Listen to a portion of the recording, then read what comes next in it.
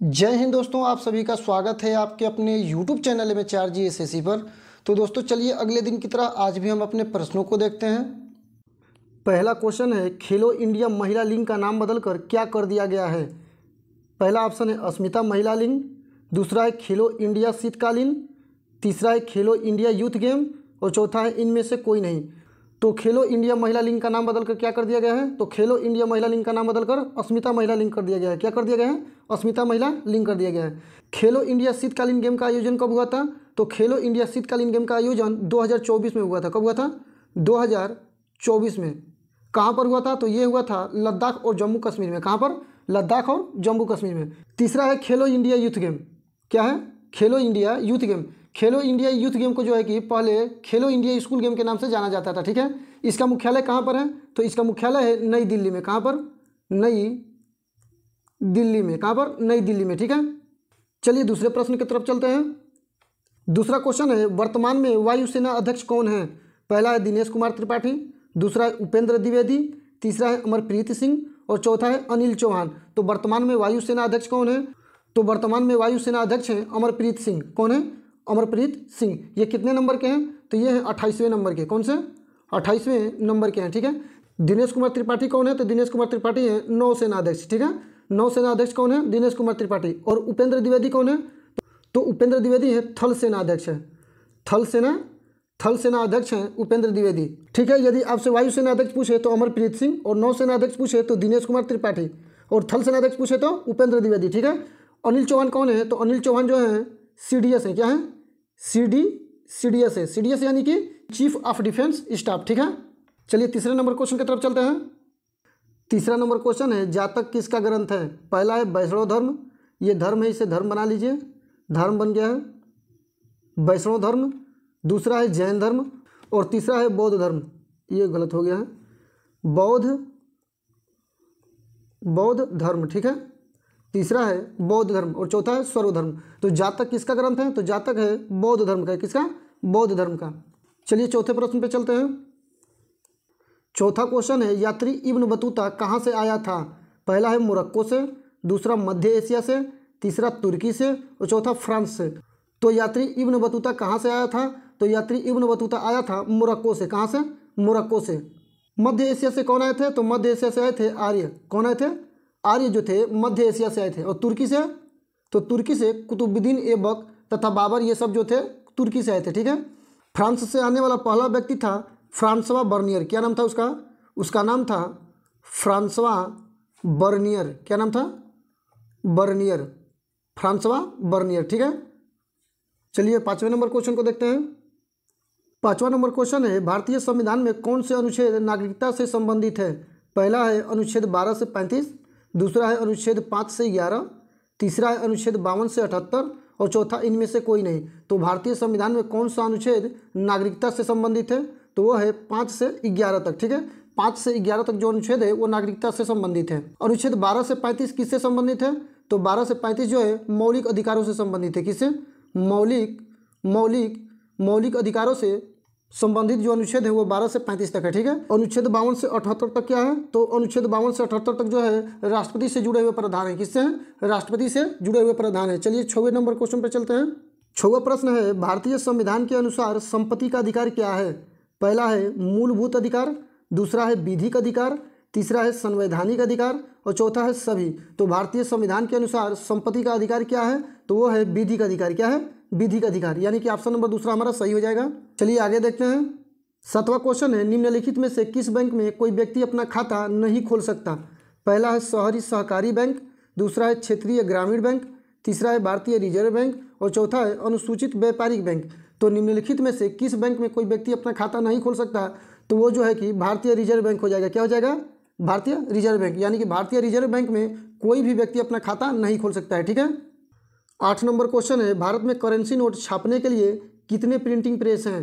पहला है 1 printing press, दूसरा है 4 प्रिंटिंग प्रेस और तीसरा है 12 प्रिंटिंग प्रेस और चौथा है 2 प्रिंटिंग प्रेस। तो ये बताइए भारत में करेंसी नोट छापने के लिए कितने प्रिंटिंग प्रेस हैं, तो वो हो जाएंगे 4 प्रिंटिंग प्रेस। कितने हो जाएंगे, 4 प्रिंटिंग प्रेस हो जाएंगे। ठीक है, ये चारों प्रिंटिंग प्रेस कहाँ कहाँ पर हैं, तो एक है नासिक में। कहाँ पर, नासिक में।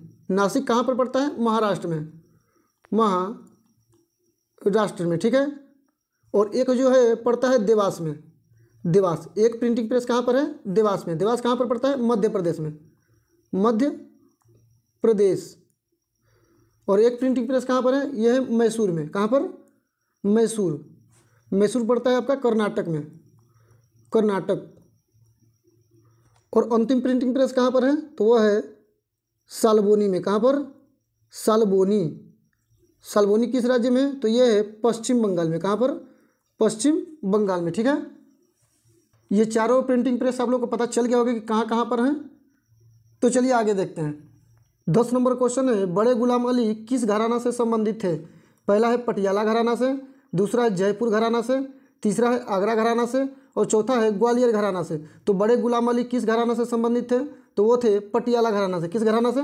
पटियाला घराना से। चलिए 11वें क्वेश्चन को देखते हैं। 11 नंबर क्वेश्चन है, जैन धर्म के अंतिम तीर्थंकर कौन थे? पहला है महावीर स्वामी, दूसरा है ऋषभदेव, तीसरा है अजीतनाथ और चौथा है पार्श्वनाथ। तो जैन धर्म के अंतिम तीर्थंकर कौन थे? तो जैन धर्म के अंतिम तीर्थंकर थे महावीर स्वामी। कौन थे? महावीर स्वामी। ऋषभदेव कितने नंबर के थे? तो ये पहले तीर्थंकर थे। कौन थे? पहले तीर्थंकर कौन थे? ऋषभदेव। तथा अजीतनाथ दूसरे नंबर के थे। कितने नंबर के? दूसरे नंबर के अजीतनाथ थे। और पार्श्वनाथ जो थे वो 23वें तीर्थंकर थे। कौन थे? 23वें तीर्थंकर। चलिए आगे देखते हैं। 12 नंबर क्वेश्चन है, बर्फ पर दाब बढ़ने से उसके गलनांक पर क्या प्रभाव पड़ेगा? पहला है बढ़ जाएगा, दूसरा है घट जाएगा, तीसरा है अपरिवर्तित रहेगा और चौथा है शून्य हो जाएगा। तो बर्फ पर दाब बढ़ने से उसके गलनांक पर क्या प्रभाव पड़ेगा? तो वो क्या हो जाएगा? घट जाएगा। क्या हो जाएगा? घट जाएगा, ठीक है। 13वां क्वेश्चन है, निम्नलिखित में से कौन सी गैस वायु को सबसे अधिक प्रदूषित करती है?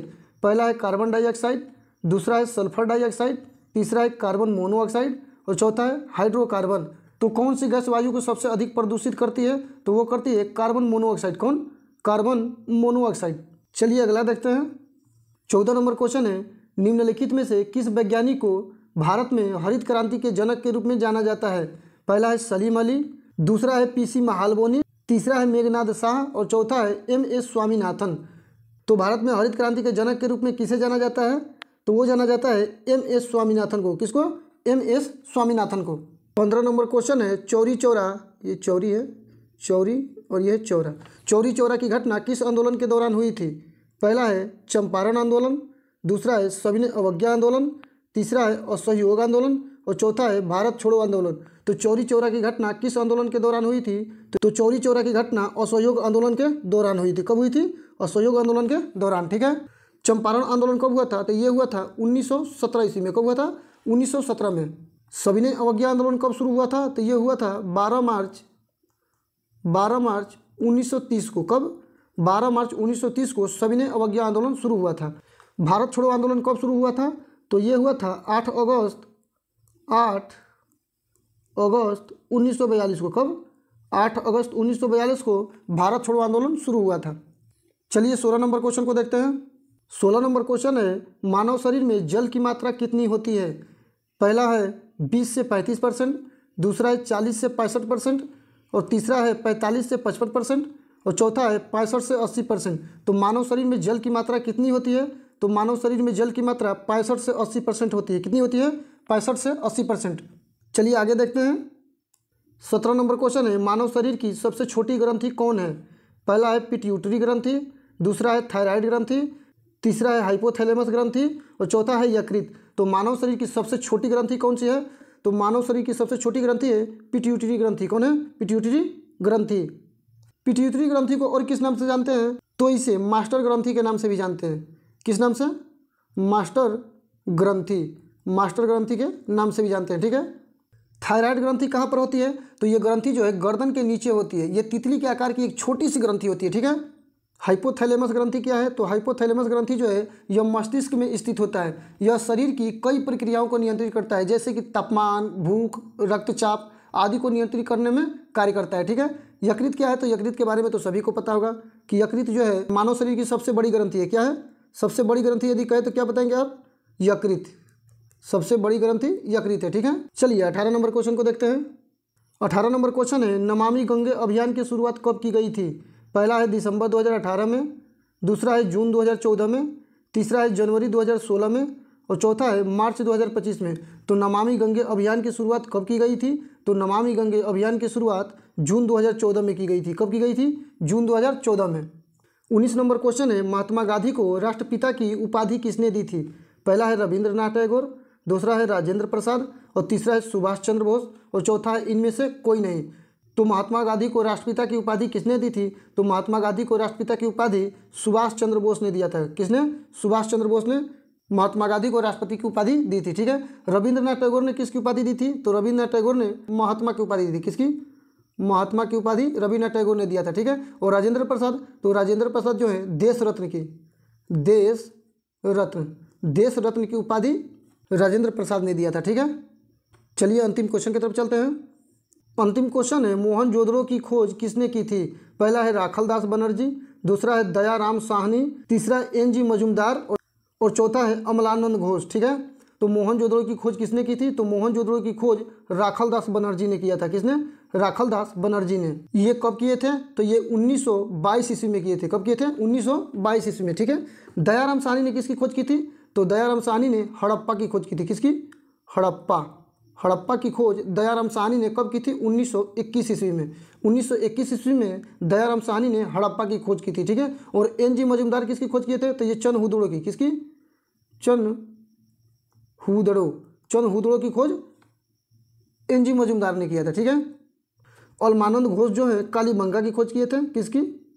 कालीबंगा की खोज। ठीक है। कालीबंगा की खोज अलमानंद घोष ने किया था। ये कब किए थे? तो ये किए थे 1952 ईस्वी में। ठीक है।